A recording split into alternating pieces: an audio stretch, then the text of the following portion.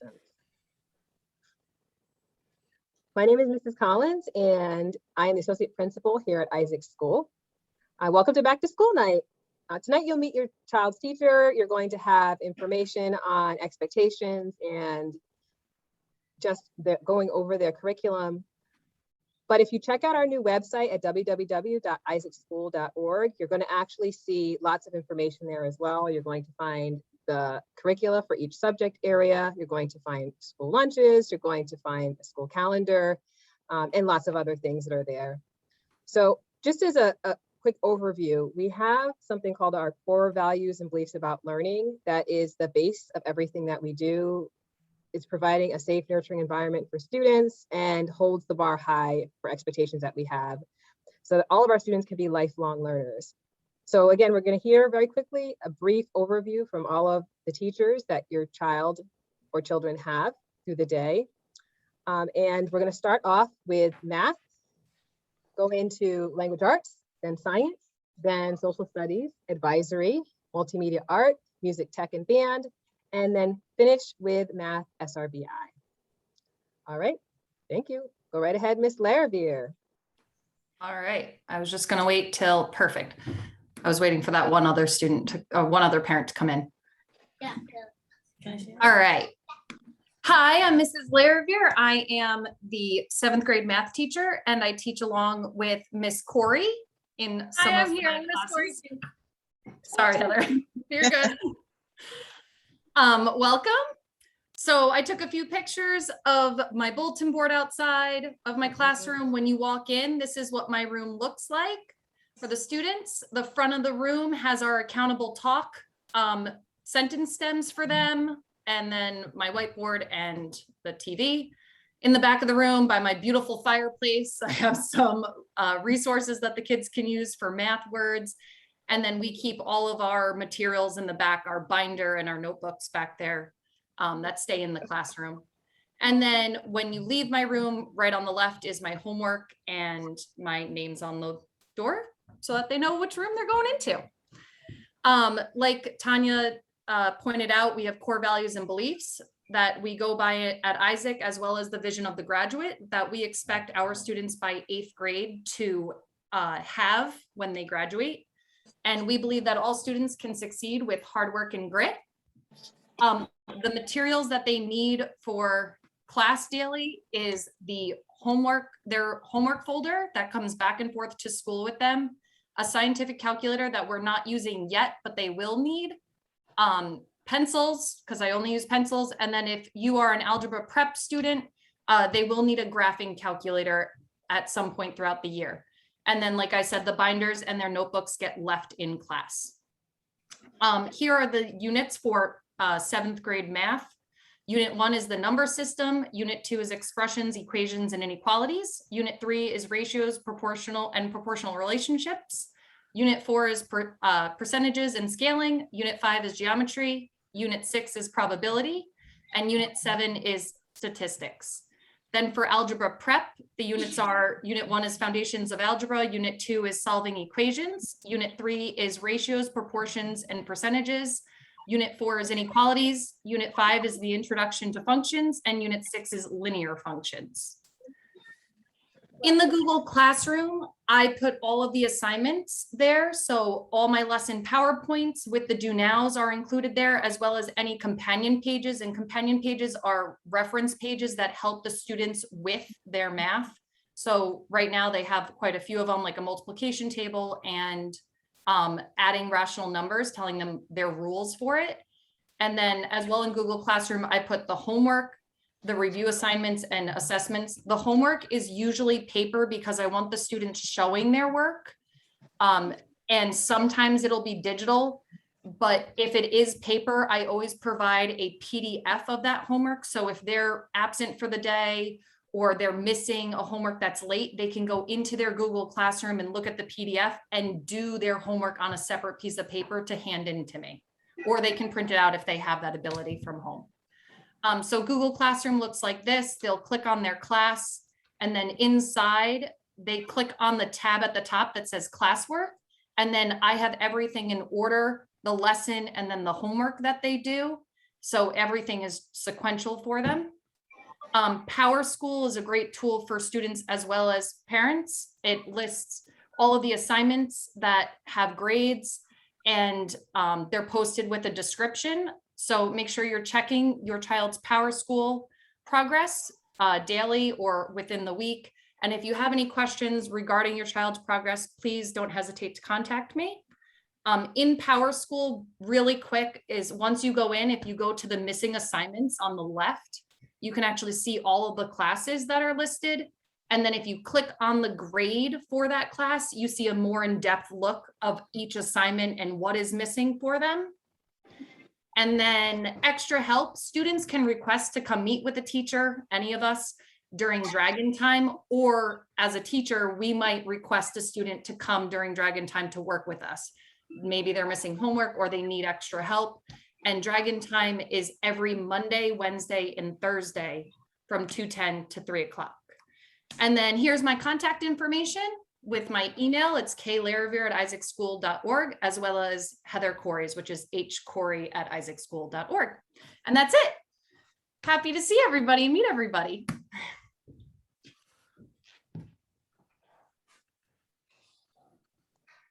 All right, next up we have Ms. Taylor for Language Arts. Hi, everybody. I'm Miss Taylor, language arts teacher this year, along with Miss Corey for a period, and Miss LaFrance, who isn't here at the moment, but she also co-teaches with me for a period as well. And I'm going to share my screen.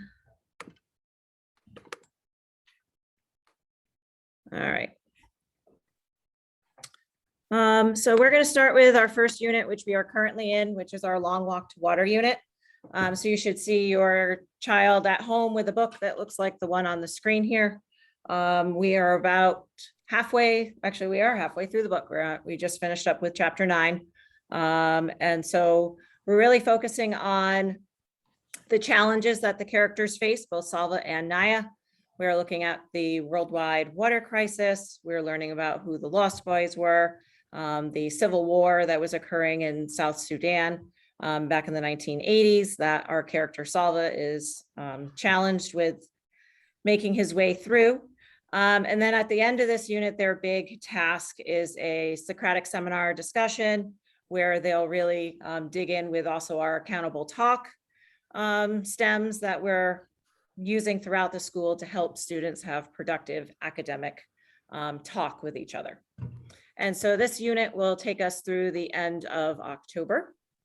And then in November and December, we will be digging into our poetry unit.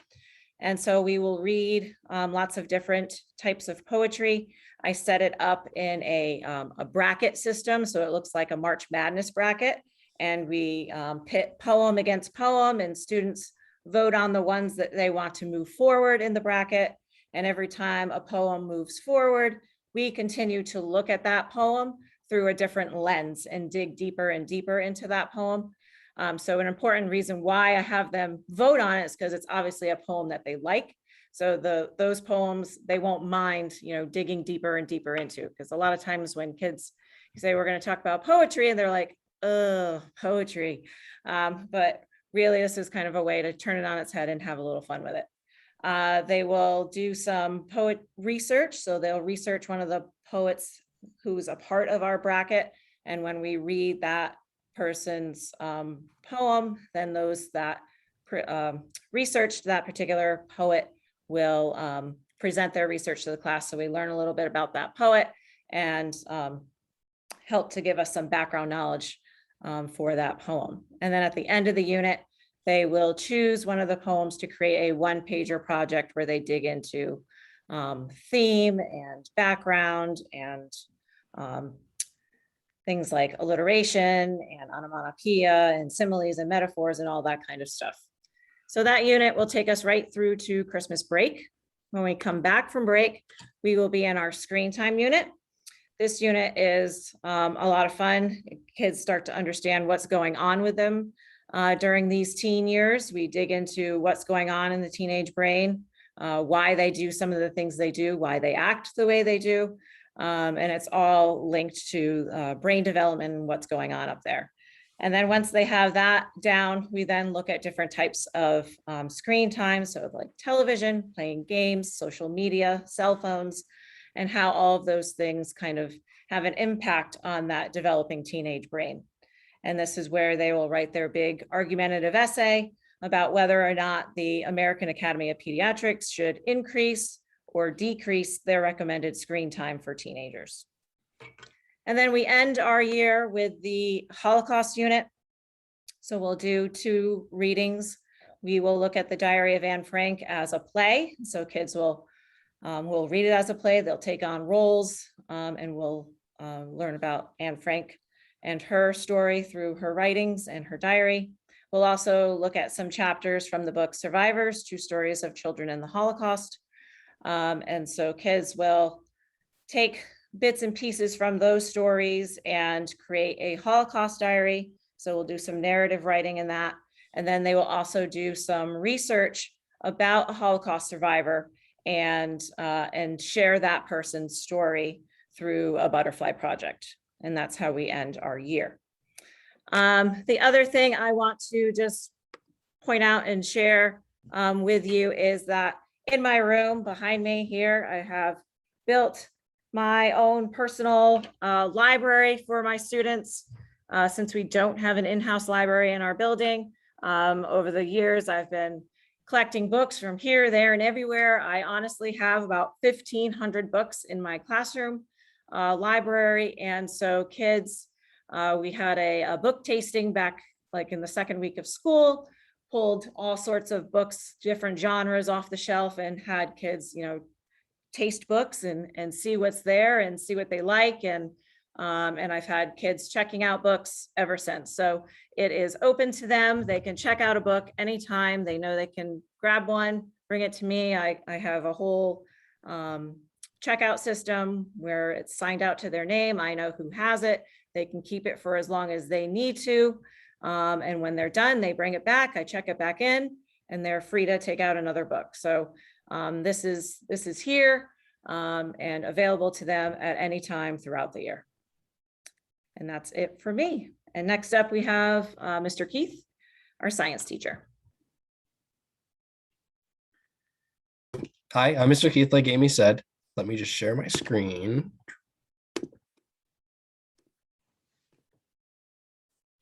I'm the 7th grade science teacher. My email is tkeith@isaacschool.org and my room is 306. Just getting these. Oops, sorry. Haven't had to use Zoom in a while. I have a quick little video snapshot going around the room.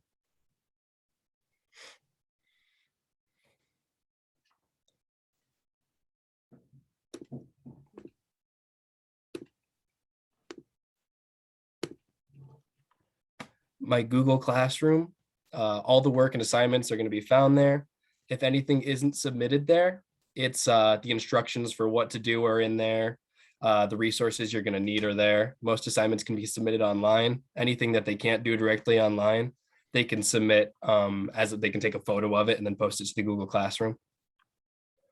All grades will be uploaded to PowerSchool, not Google Classroom, but I'll leave comments and everything. So if you hear about your kids leaving me a comment on anything, like they always like to leave quirky little remarks about the funny things they post. I had someone the other day who wrote an 8-page short story for me and they just told me which pages to go to and what their favorite parts were. For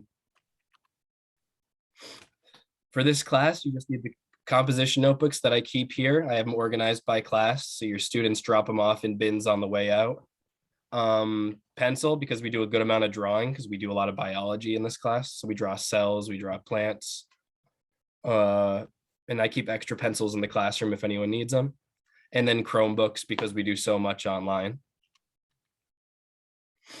I just put a little bit on lab safety because it's so important. And we have our first lab coming up pretty shortly.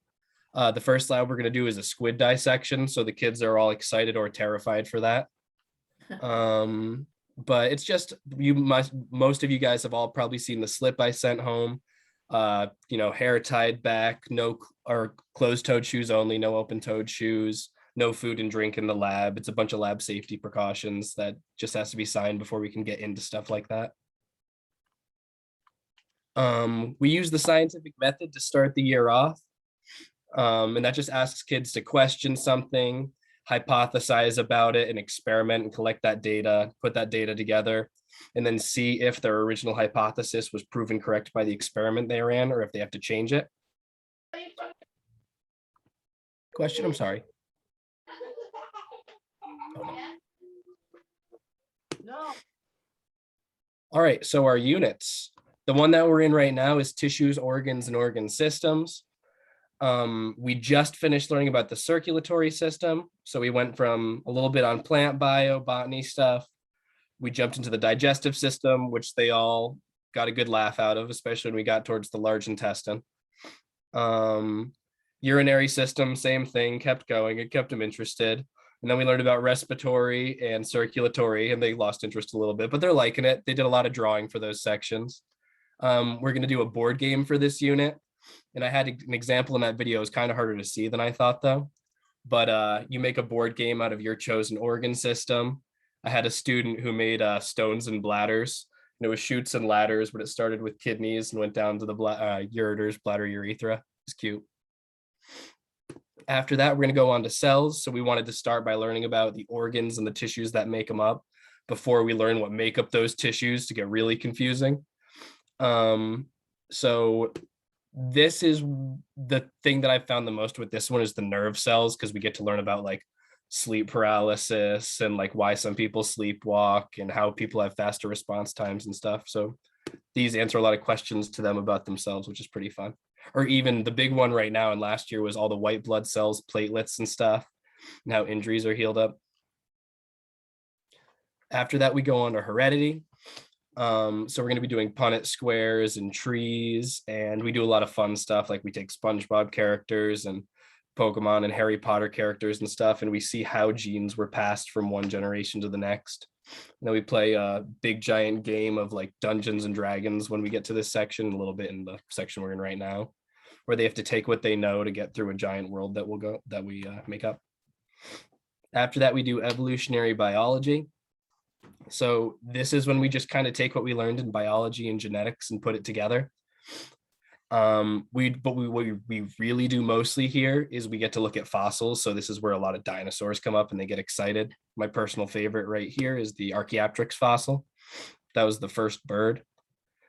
But yeah, I have this thing I make for this one. It's a giant thing we call Indiana Jones, where the students make a character and they walk them through a bunch of ice mazes, and as they get through, they have to answer questions.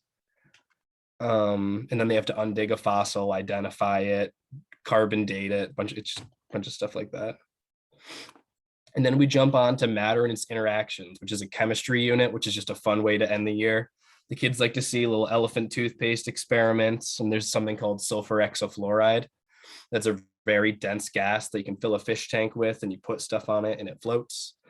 And we have a couple cool potential giant assessments or assignments we can do for that section. I think we're changing it up because I had a lot of good recommendations from students.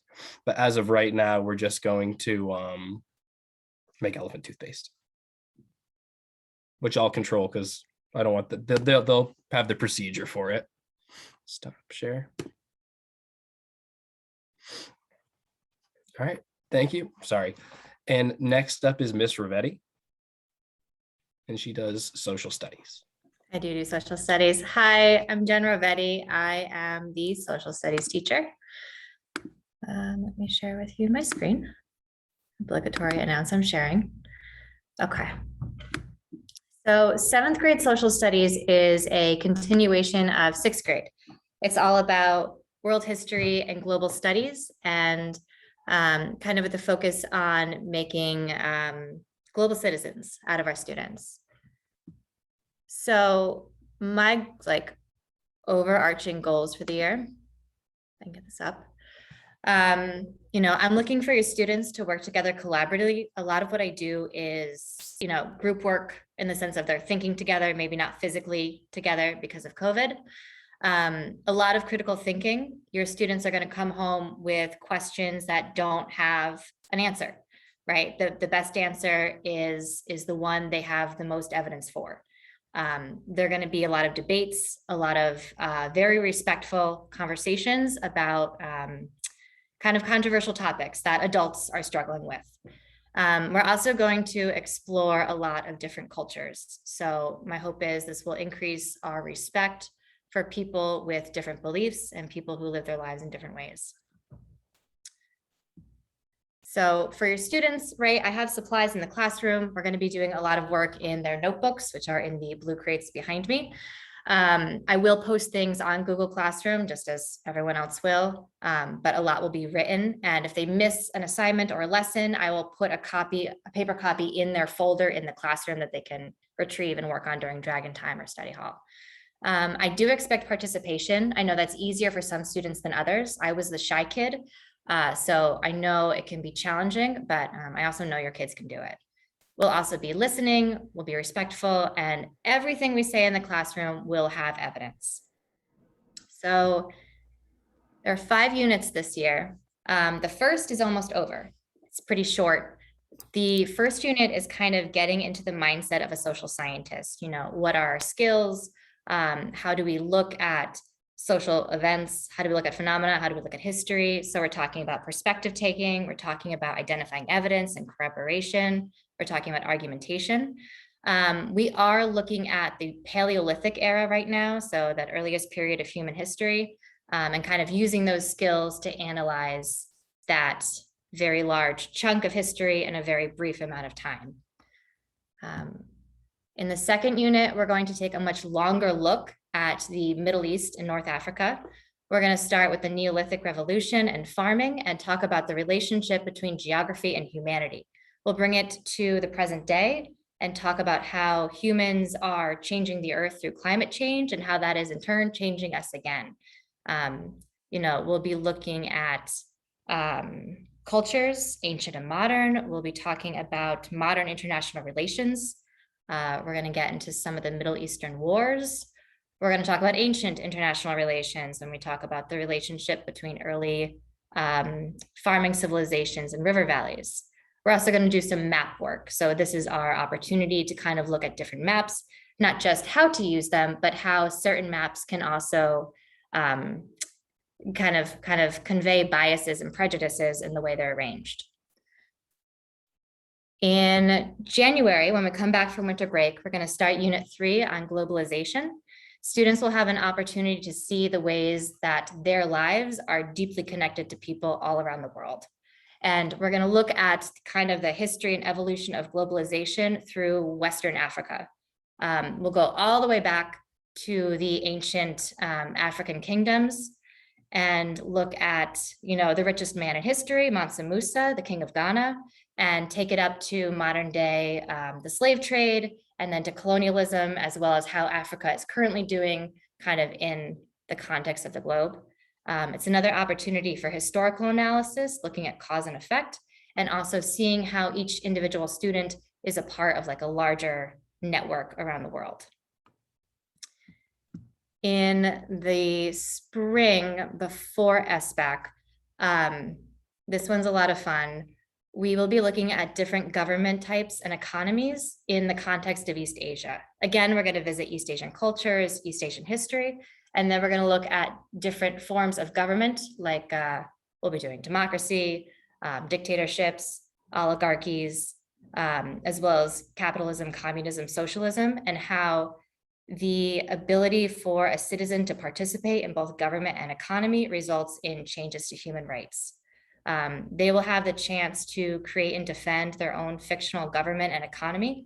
And then they'll bring that government and economy into Unit 5, where we will have a mock United Nations.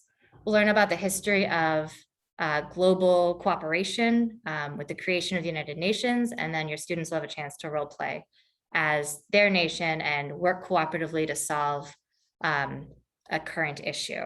They'll be writing and sharing informational pieces from the perspective of the nation that they created. So that is a very brief overview of what we'll be doing this year. I will say we will talk about things that are sometimes challenging. Your student may come home with more questions or more comments. And if at any time you have any concerns, please feel free to reach out to me. I also give you a heads up. I would like to cover a couple of religions this year. I know sometimes that's, yeah, I know sometimes we have concerns, and I am excited to talk to you about that if you have anything. So you can reach me here. It's my email, first initial, last name @isaacschool.org. I'm available most hours of most days. So I hope to hear from you. That's what I have. Up next, we will hear from advisory. I believe Mr. Avery, will you be representing advisory? Yes, yes. Excellent.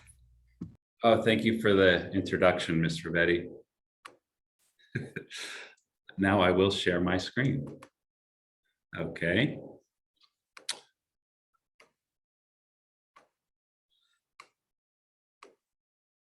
Go. So thank you all for taking time to be here. It means a lot to us. And it's very nice to hear from all the teachers too. The kids are really lucky to have all of you. So advisory, we learned about all these great things they're learning in class as far as academics goes.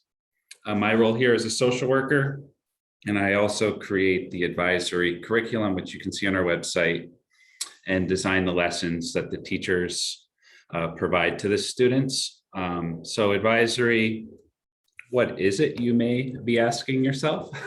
It's the social and emotional part for your students. So with all these academic classes, this is the time when we explicitly teach the students there's some social and emotional skills, and a time to practice that in the safe group called advisory. Not to insult that you don't know what social and emotional learning is, but just to stress, it's a process which the children or adults acquire and effectively apply knowledge, attitudes, and skills necessary to understand and manage emotions, set and achieve positive goals, feel and show empathy for others, establish and maintain positive relationships, and make responsible decisions. So that was a lot of words to basically say it's how we interact with one another, how we're respectful, how we show empathy, how we manage our time, how we set goals, all of those things we may call soft skills that are so important for life at home, at family, as they go on to high school and in their work life. So advisory meets twice a week for 15 minutes on Tuesdays and Fridays. So this would be a great time. I will show you some of the lessons that we have planned. I know talking to a middle schooler when they come home, it can be hard to get info out of them, but if you check which lessons are coming up, you could ask a pointed question. Like tomorrow they'll be doing goal setting. So could say, Anthony, what goal did you set for yourself? And they can't say yes or no. He'll have to tell you what they did. So that can be a very helpful way to start open the lines of communications with your kids. So the group will stay together from 6th to 7th to 8th grade. So your 7th graders will be with the same teacher, will have the same advisor this year and next, and they'll be around the same group of students. So hopefully that gives a chance to feel safer amongst one another, increase the sharing and sense of safety, and develop that strong relationship with a trusted adult in the school. Quick background, so you know where this is coming from when we create these lessons, that there is a method to the madness. CASTLE is the name of an organization that sets standards for social emotional learning for students from K through 12, but they're basically based on these 5 core tenets, which you can see on the screen, but it's about developing self-awareness, self-management, responsible decision-making, social awareness, and relationship skills. So those are the 5 things we hope we can expose the students to and encourage growth in those areas. Some other things you'll see as I go through the topics we cover are current events. So with the social justice movements, we've added lessons on Black Lives Matter, things like that for the kids. There's certain state requirements like suicide awareness and prevention, teen dating violence, substance awareness, things like that, substance abuse awareness. Those are also included in this program. And of course, probably the most important, it's a chance to develop relationships with their peers and a trusted adult in the school in a healthy way. As I said, you can see this calendar on our website if you click under advisory, but this is what the first quarter looks like. We're just about halfway through. So we went over some of the basics, forming the groups. Like I said, tomorrow we're going to be doing goal setting. It could be in regards to academics or another goal that your student may have in mind. And the next week we have suicide awareness and Black Lives Matter. So next Tuesday, when they come home from school, they will have been exposed to a suicide awareness lesson. That could be sensitive, so you might want to ask them a few questions about how that went, any emotions that might have felt brought up. And Black Lives Matter is also another one that can be little emotionally charged. So on next Friday, you could talk to your student about that as well. When we finish the quarter, we have some fun activities, kindness, gratitude, positive ones like that as well. I won't bore you with all of them right now, but please look on the website. I touched on this before, but these are the ones that are covered in each year. We're trying to differentiate it as they move through, but all these basic tenets they hit on each year. So understanding emotions, part of our core values. At Isaac, we're always talking about growth mindset, grit, and stressing accountable talk, interpersonal skills, anti-bullying, and how to be an upstander. We talk about these things every year. So no, we don't have a lot of time, but my information is on the screen right now. If you have a question or comments regarding the advisory program, or if your student may need some social and emotional support as well, we can provide that. We have 2 social workers and an intern helping out this year. So if you have any concerns or feel your student needs some help, certainly email davery@isaacschool.org or call the school. My extension is 310, and we will do what we can do to help. If anybody has any questions, I guess we'll save them for later, but I'll be here. And now it's time for Diana Mcmasters. All righty. Hi, everyone. Good evening. I'm Mrs. Mcmasters, Diana, and I teach digital media arts at Isaac. It's my 16th year here. Let me share my screen.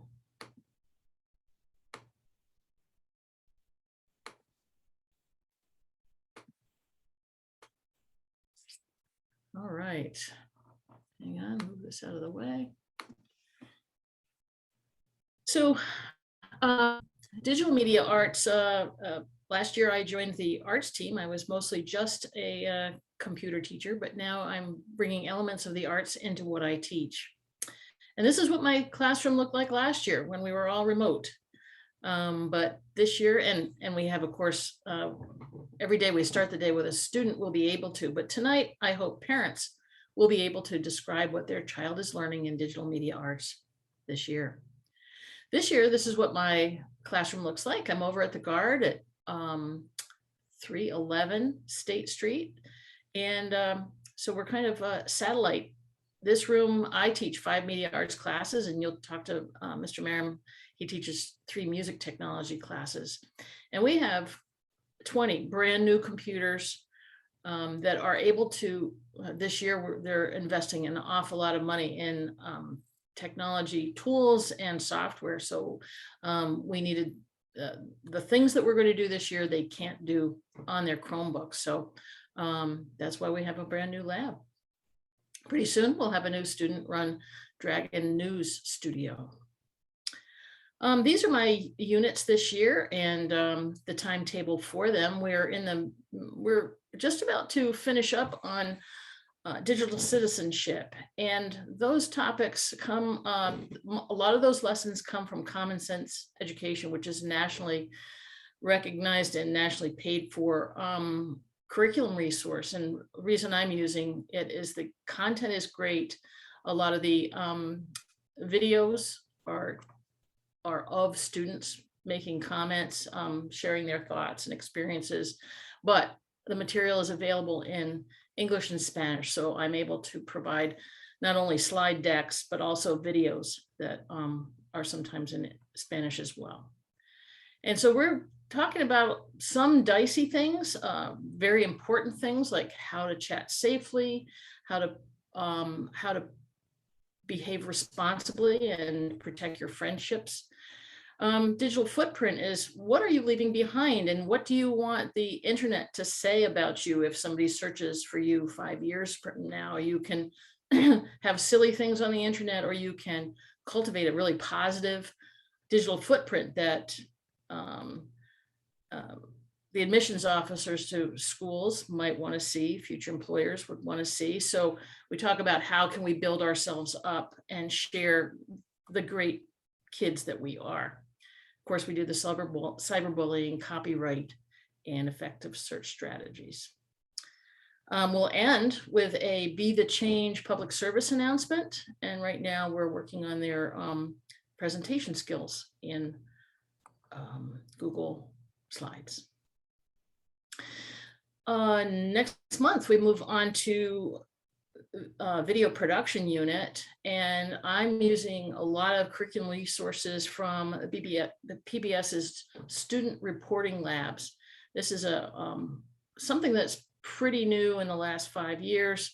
And, if we produce tremendous work, there's somewhat of a possibility our kids' work could end up on PBS someday. So that's the hope. And we do pre-production, we discuss what's newsworthy, we work on planning and storyboarding, interviewing techniques, care of our very expensive equipment.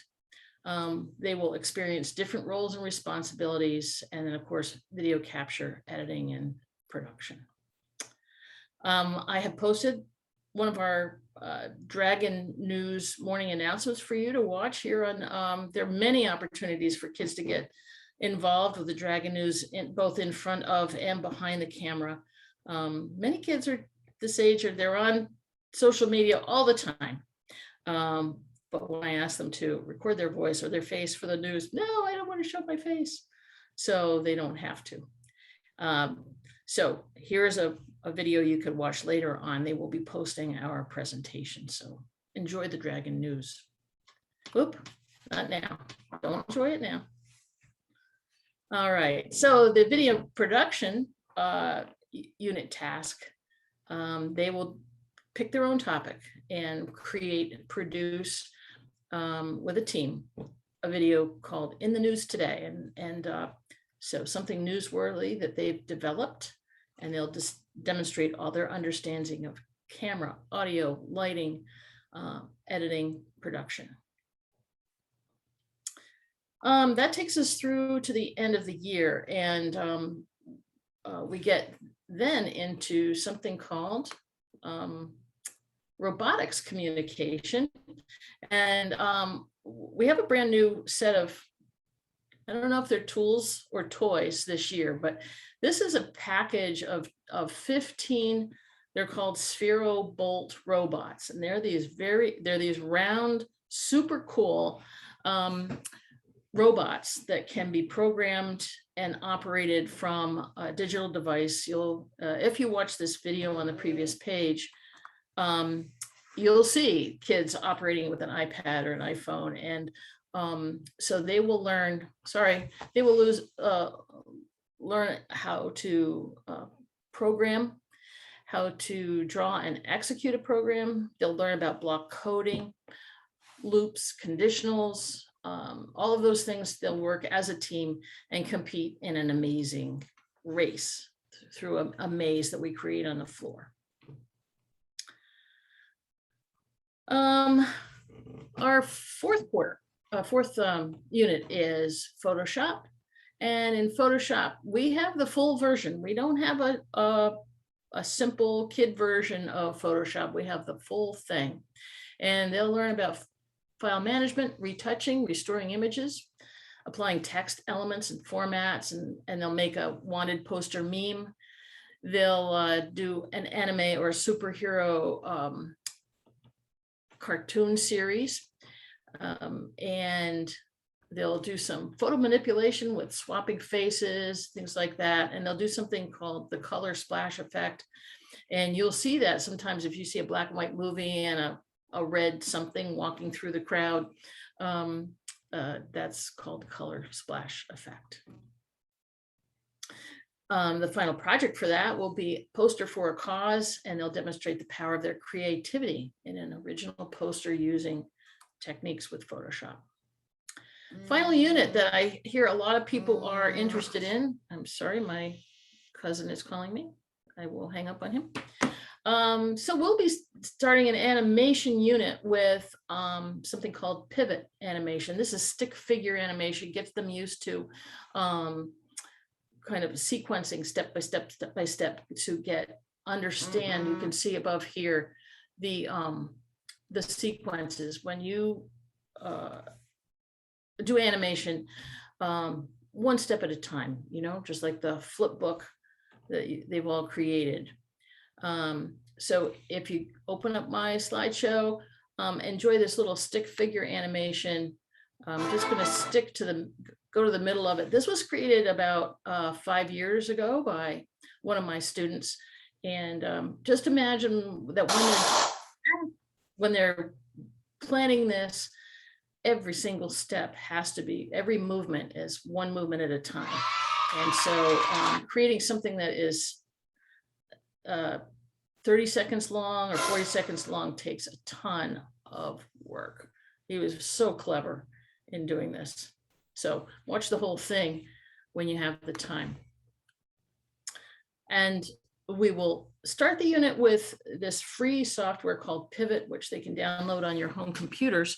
But we will end with Adobe's Animate software, which is very sophisticated software, where they'll be working on, there are about 12 concepts of principles of animation, and we'll probably get to about 5 of them. And that is about creating something that looks very real, but also evokes emotion. So in movements, we'll be teaching the kids how to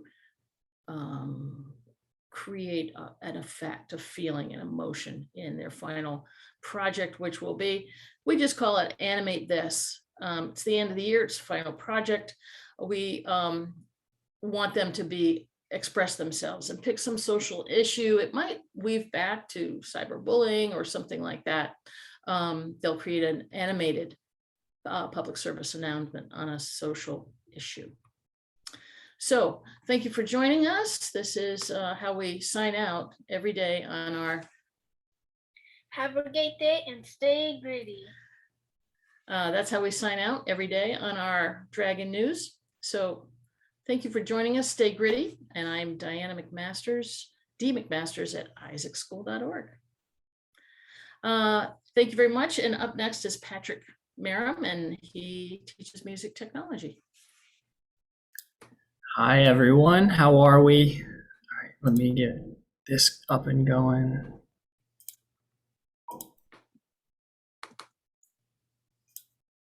Oh, I have to start. You're okay.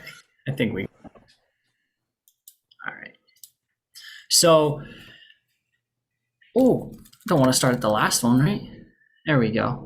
So I, like Miss McMaster said, teach music tech, but here I also teach jazz band and concert band in one class of general music. And our other music teacher, Laura Francis, teaches chorus. So while she's doing 6th grade general music, I'm going to try to give you the down and dirty of 4 different classes. So bear with me. I'm not going to be able to give you the outline of every single unit for each class. I'll try to tell you the main components of basically what we do in each group. All right, so here we go.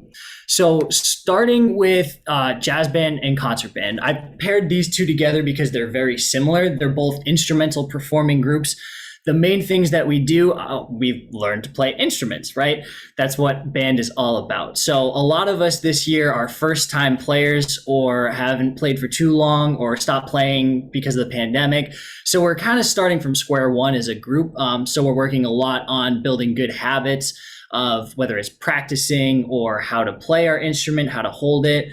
We're also building good habits for things that we like to call active listening. So we do a lot of active listening activities where we take pieces of music that we find online, whether they're pre-recordings or they're live videos, and we listen to them and we follow along with a worksheet with some guided questions to figure out, what's the best way we can listen to music and how do we get the most out of it so then we can understand it better for later on. Like I said, we play music. So in order to play music, we have to be able to read it. So we work on reading music right now. Like I said, since we're all kind of restarting, we're kind of all back at square one pretty much. So we're starting with basic reading notes on a staff. You can kind of see, sorry, I'm trying to do it this way. You can see up here, there's a music staff behind me. So we're working on identifying, what each note on that staff means, and then how that translates to your instrument. The biggest thing that both Miss Francis and I wanted to, make clear was that there are concerts for these groups. We like to equate it to a sports team. Just like a sports team, we all work together really, really hard to make our product as best as it can be. And what fun would it be if you had practice for months and months and months and then didn't get to go to the game, right? Or you didn't want to go to the game, right? That's no fun. You want to be able to get the most out of it and show everyone and share that awesome work with people. So like I said, that showcases all of our hard work. The first concert that we have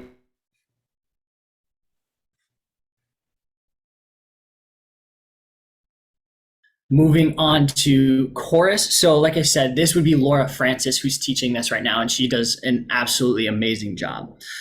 So what they focus on mostly, oh, can you all still hear me? Sorry, I just got an internet unstable notification. Good, okay. Thank you. I just wanted to make sure.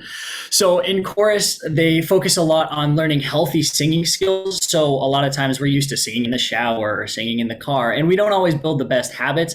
So we like to work on, what's the best way to sing that saves ourselves and saves others, honestly. We also build on improving our music reading skills, just like band. We have to be able to read the music to play the music or to sing it. So they work on music notation and reading that as well. They also do a lot of active listening. If you couldn't tell, we parallel very, very well. So they do a lot of active listening activities, just like us in band. And then they also demonstrate skills through performance. So again, there are concerts in chorus as well. Our concert is the same day. So it's all going to be one concert. It's just our Isaac music concert, and it's going to be fantastic, where it shows all the hard work from each of our groups. And again, that would be Wednesday, December 22nd. So music technology. All right. So as Ms. Mcmasters mentioned, I'm teaching 3 sections of music technology over in the lab just down the street. It's a really, really fun, really cool, engaging class that we pretty much just started up from scratch, and we get to use those brand new computers, which is awesome.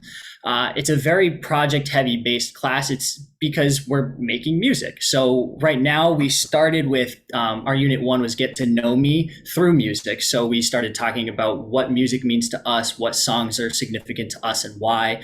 We started, right now we're in the middle of our podcast project. So we took some of the music that we're used to and we like, and we started to talk about them a little bit. And we're using our new software, our Studio One, which is a DAW, or a digital audio workstation. We're using that to start with our podcast and then get comfortable with it, because that's what we're going to be using for the rest of the year. We're learning composition techniques. So we're not just saying, all right, let's just make music. We're actually looking at, what do artists or composers, whether it's Beethoven or Bach, or it's Khalid, or like Billie Eilish, popular artists that people know. We're looking at how they do that and how we could take some things that might be helpful for us. And then some of the other topics or concepts, these are basically the main units that we're doing. So right after we finish with this About Me, we're going into mashups and remixes. So we're taking songs that already exist and taking them in a new light and messing with them and making them our own. Then we start to get into really making our own music with basic and advanced composition. We'll start with basic. So we'll lay out the foundation. So this is where I like to say our basic composition is where we learn all the rules. And then on our next unit in advanced composition, we get to break the rules because we know what they are. So that would be our advanced composition. And then we end the year doing things with electronic ensembles. Now, this is a pretty new thing and it's really cool. So it'll be a lot of collaborative effort where students will take the DAW that we use and different technologies that we have. We'll have like drum pads or MIDI pads or MIDI keyboards. And we'll use all of these to either make music in real time with each other live, like in person, or we'll do it in a collaborative effort to make a composition that can then be performed. And then hopefully at the end of the year, we're looking to see if we can take that music and then make it into a multimedia project and make it a music video that we could share at the end. So I know that was a lot of information. It was 4 classes. So if you ever have any questions at all, you can absolutely feel free to reach out to me. And my email is the first letter of my first name and then my last name. So it would be pmaram@isaacschool.org. All right, let me do stop share. There we go. And lastly, we have Mrs. Mitchell. Hi, everybody. My name is Jen Mitchell. I am the SRBI math teacher right now. I work with 6th and 7th grade students alongside my colleague, Lisa Lazaru, who is the language arts SRBI teacher. So let me get this up here and I will get started. Okay, so what is SRBI? What is an intervention? So our classes provide focused instruction support, reteaching, review, practice, and also enrichment activities in math and language arts with small group tiered instruction. So our class sizes tend to be smaller than the core classes, which average out around 12 students or so. So a nice small group where we can really dig in and get some work done. In our classes, students are given benchmark tests in the fall, winter, and spring. And we use these benchmarks to track their progress, and it also helps us inform our instruction, set individual goals for your students, and help the students track their progress towards those individual goals. And right now we're using a new program that we've just purchased, which is AimsWeb. So we're just figuring it out, and it's giving us a lot of great information and data that's going to help us help your students.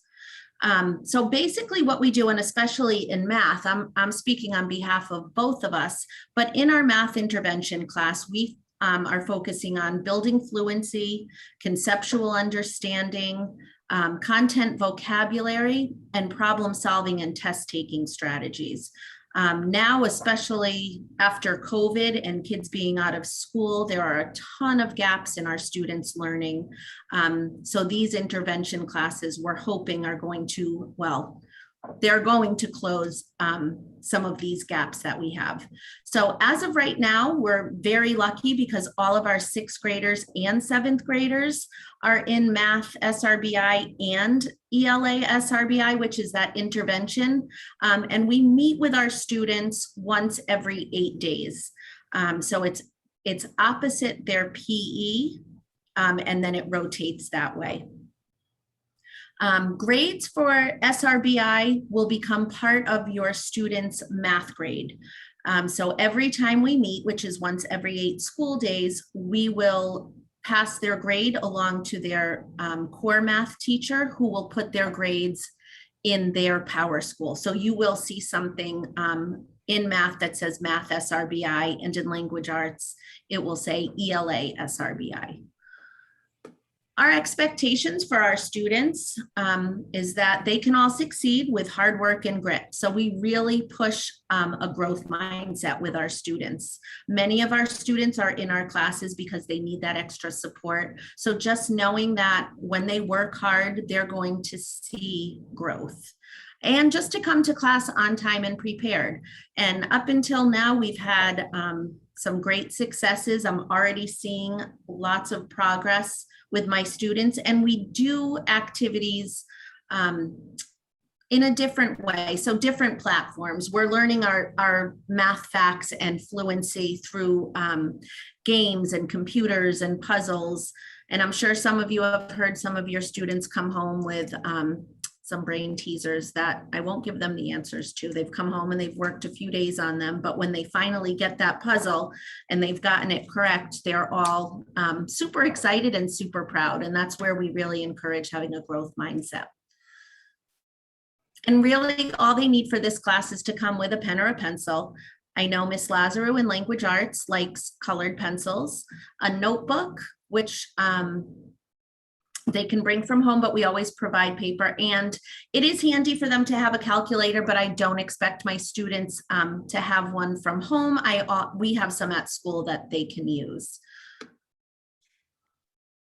We always encourage our students, because we're working with students as a support, to check their PowerSchool and their Google Classroom often, and parents as well. It's a great way to check your students' progress, see if they're missing any work. And I know other teachers have covered this, but I'm constantly telling my kids, well, check PowerSchool, make sure you're not missing anything, go on Google Classroom, make sure your work is turned in.